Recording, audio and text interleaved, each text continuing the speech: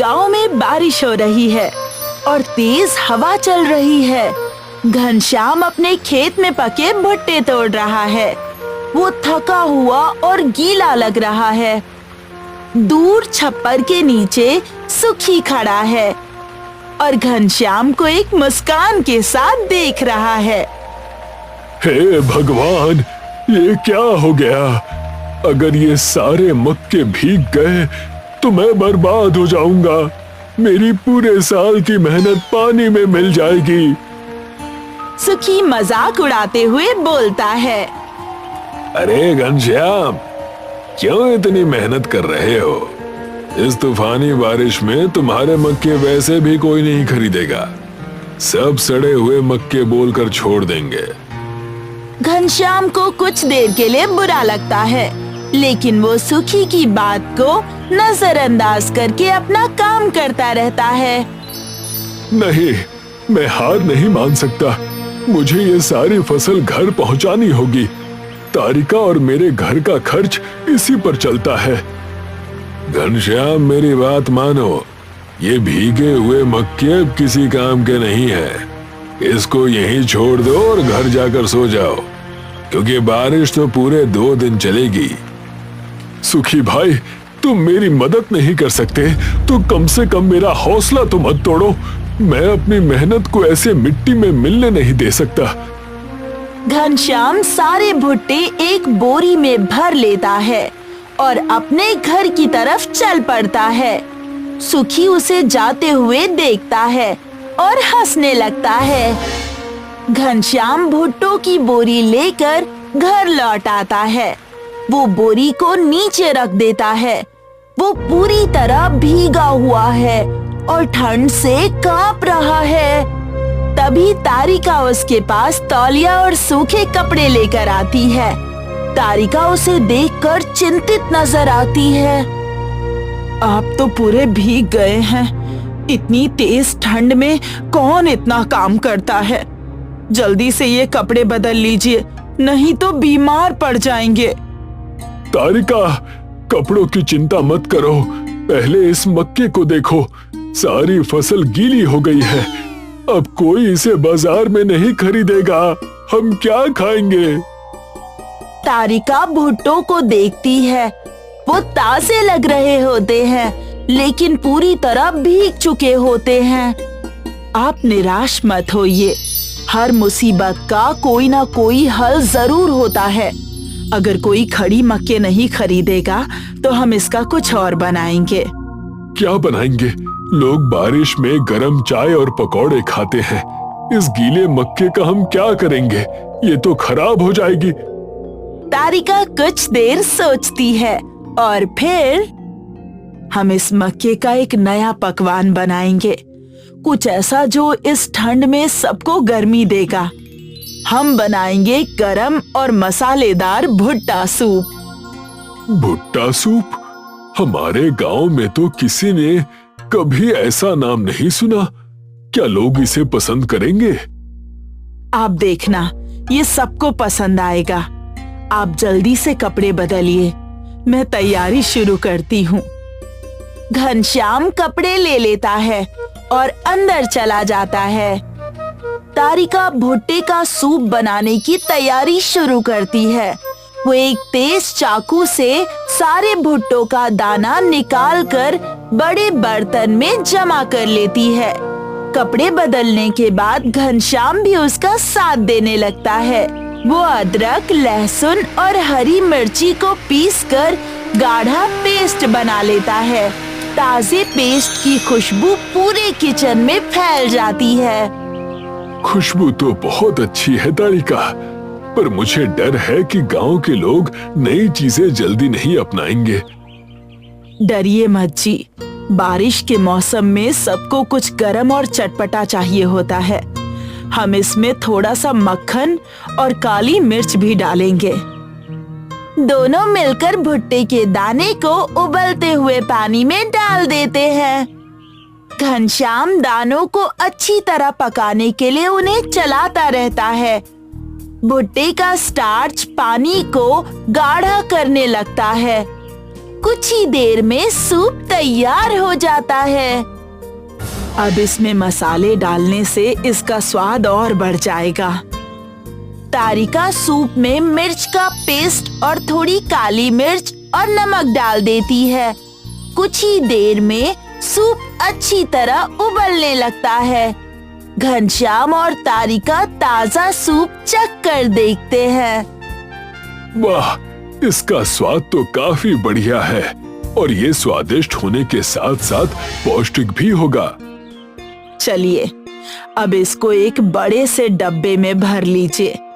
हम इसे गांव के चौपाल पर लेकर जाएंगे। घनश्याम सूप को एक बर्तन में डाल देता है और उसे गर्म रखने के लिए उस पर ढक्कन लगा देता है। शाम हो जाती है।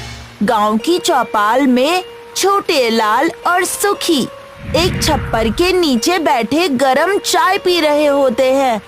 बारिश अभी भी जोरों से हो रही होती है। ऐसी बारिश तो मैंने गांव में बहुत सालों बाद देखी है। हाँ छोटे लाल भाई, पूरे गांव में सन्नाटा है। तभी घनश्याम और तारिका अपनी हाथ गाड़ी पर सूप का बर्तन लेकर वहां पहुंचते हैं। दोनों बारिश से बचने के लिए छप्पर के नीचे आते हैं। सूप की खुशबू पूरी चौपाल में फैलने लगती है। अरे घनश्याम, ये क्या खुशबू है? ये तारिका के हाथ का जादू है। इसे कहते हैं भुट्टा सूप। भुट्टा सूप? ये कैसा नाम है भाई? घनश्याम बर्तन का ढक्कन खोलता है, सूप को मिट्टी के कुल्हड़ में डालता है और छोटे लाल को दे देता है। आप पहले इसे चख कर देखिए, अगर अच्छा न लगे तो पैसे मत दीजिएगा।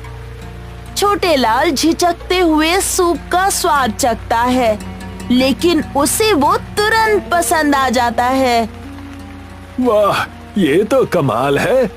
इसे चख कर तो ऐसा लग रहा है जैसे शरीर में नई जान आ गई। क्या सच में? तुम झूठ तो नहीं बोल रहे? तुम खुद पी कर देखो, ऐसा स्वाद कहीं और नहीं मिलेगा। घनश्याम सुखी को भी सूप देता है। सुखी सूप का एक घूंट पीता है और उसे भी वो बहुत पसंद आ जाता है। ये तो सच में बहुत बढ़िया है। घनश्याम, इसे तुमने कैसे बनाया? ये हमारे घर का राज है सुखी भाई। अगर और चाहिए तो सिर्फ 5 रुपए का एक कुल्हड़ मिलेगा। सुखी को सूप का स्वाद बहुत पसंद आता है, लेकिन उसे उसके पैसे देने का विचार बिल्कुल पसंद नहीं आता। रात को सुखी अपने घर के चूल्हे के सामने खड़ा होता है। चूल्हे पर पानी उबल रहा है और उसके पास कुछ सड़े हुए भुट्टे रखे हैं। घनश्याम इस गांव का सबसे गरीब किसान है, तब भी सब उसी की तारीफ कर रहे हैं। मैं भी भुट्टा सूप बनाऊंगा और उससे ज्यादा पैसे कमाऊंगा। सुखी भुट्टे के दाने उबलते हुए पानी में डाल देता है और उसे चलाने लगता है, लेकिन इस बार पानी से धुआं उठने लगता है और सड़े हुए भुट्टों की बदबू फैल जाती है। सुखी अपना सूप चख कर देखता है। ये क्या? ये तो बिल्कुल जहर जैसी है, बिल्कुल भी स्वाद नहीं है। शायद घनश्याम अपने सूप में कोई जादुई मसाला डालता होगा। मैं कल ही पता लगाऊंगा। अगली सुबह घनश्याम और तारिका किचन में फिर से सूप बना रहे होते हैं। बाहर अभी भी तेज बारिश हो रही होती है। सुखी खिड़की के कोने से छुपकर देख रहा होता है। वो तारिका को सूप में थोड़ा काला पाउडर डालते हुए देखता है। जैसे ही तारिका सूप चलाती है, तभी बाहर से किसी की आवाज आती है। अरे घनश्याम भाई, कहाँ हो? ये आवाज सुनते ही घनश्याम और तारिका दोनों किचन से बाहर चले जाते हैं। तभी सुखी आगे बढ़ता है। उसे लगता है कि डिब्बे में रखा हुआ काला पाउडर जादुई है। वो किसी तरह खिड़की से उस डिब्बे को उठा लेता है। सुखी डिब्बा चोरी करने में सफल हो जाता है और उसके चेहरे पर एक मुस्कान आ जाती है। अब घनश्याम को मजा चखाऊंगा। जैसे ही वो डिब्बा खोलकर उसके अंदर देखने वाला होता है, तभी एक हाथ उसके कंधे पर आ जाता है। सुखी चौंक जाता है और तुरंत मुड़कर देखता है। वहाँ कोई और नहीं बल्कि गज्जू भाई खड़े होते हैं। मेरे रहते हुए चोरी, कहा था ना चोरी करना बुरी बात होती है। गज्जू भाई उसके हाथ से डिब्बा छीन लेता है और सुखी के चेहरे पर एक जोर का मुक्का मारता है। सुखी घनश्याम, तारिका और छोटे लाल के सामने गिरता है। तीनों सुखी को देखकर हैरान हो जाते हैं। उनकी नजर गज्जू भाई पर जाती है, जो अपने हाथ में वो डिब्बा पकड़े खड़े होते हैं। गज्जू भाई, ये क्या बात है? ये सुखी अपनी आदत से बाज नहीं आएगा। ये तुम्हारे रसोई से ये डिब्बा चुरा रहा था।